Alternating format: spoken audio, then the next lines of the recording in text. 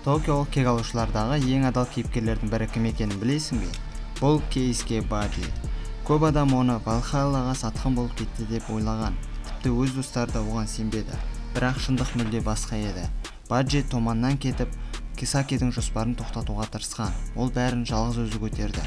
Тіпті соңғы сәтінде ауыр жараланғанына қарамастан жауларына күресуді тоқтатпады.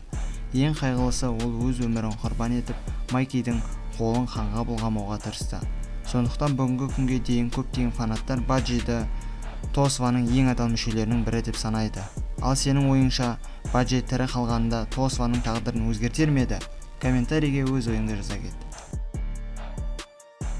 Егер видео ұнаса, каналға тіркеліп лайк басуды ұмытпаңдар. Алда бұдан да қызықты аниме теориялары, құпиялар және мықты видеолар шығады. Қазақша аниме контентті қолдап, біздің қауымға қосылыңдар. Келесі видеода кездескенше.